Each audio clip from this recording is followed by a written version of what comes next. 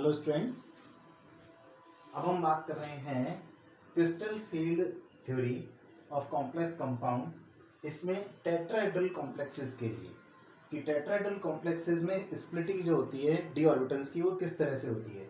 तो एक बार फिर हम बात एक याद कर दिलाते हैं कि डी ऑर्बिटल 5 तरह की हैं, जिसमें 3 ऑर्बिटल्स ऐसी हैं जिनके जो लोब्स हैं डी ऑर्बिटल के वो बिटवीन द एक्सिस हैं, और 2 ऐसी ऑर्बिटल्स होती हैं जिनके जो लोब्स हैं वो एट द एक्सिस होते हैं।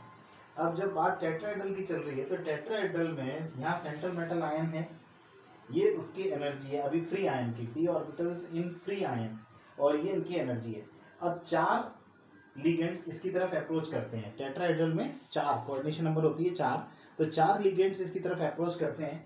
लेकिन ये जो अप्रोच करते हैं ये एट द एक्सिस नहीं करते, बल्कि ये करते हैं बिटवीन द एक्सिस।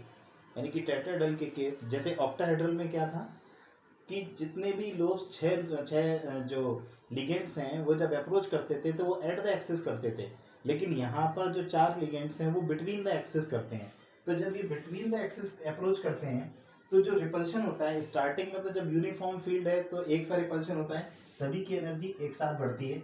लेकिन जब लिगेंड्स और ज़्यादा क्लोज आते हैं तो 5 जो डी ऑर्बिटल्स हैं उसमें एक सा इफेक्ट नहीं पैदा करते, एक सा रिपल्शन नहीं करते, बल्कि होता क्या है कि जो जिनके लोब्स 3 ऑर्बिटल्स जिनके लोब्स बिटवीन द एक्सिस हैं उनको ज़्यादा रिपेल करते हैं, और जबकि जो 2 ऑर्बिटल्स हैं जिनके लोब्स एट द एक्सिस हैं उनको कम रिपेल करते हैं, उनके अंदर रिपल्शन कम आता है।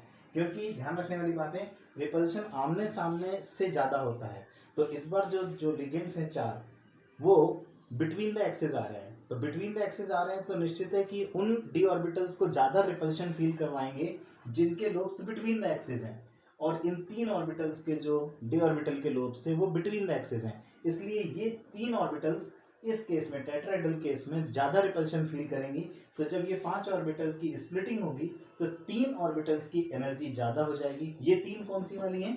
ये 3 ये हैं, D X Y, D X Z और डी वाई जेड। और जबकि ये जो 2 ऑर्बिटल्स हैं जिनके लोब्स एट द एक्सिस हैं वो कम रिपल्शन फील करेंगी, तो उनकी एनर्जी कम हो जाएगी। और इस तरह से फाइनली ये 5 डी ऑर्बिटल्स 2 ग्रुप्स में डिवाइड होंगी, जिसमें T2G ग्रुप ऊपर रहेगा और EG ग्रुप नीचे रहेगा।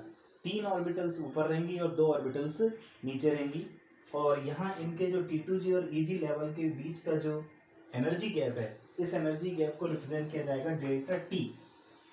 यहाँ टी का मतलब है टेट्राहेड्रल, जैसे ऑक्टाहेड्रल के केस में डेल्टा ओ का मतलब ऑक्टाहेड्रल होता है, यहाँ पर टी का मतलब टेट्राहेड्रल, क्योंकि टेट्राहेड्रल की बात चल रही है।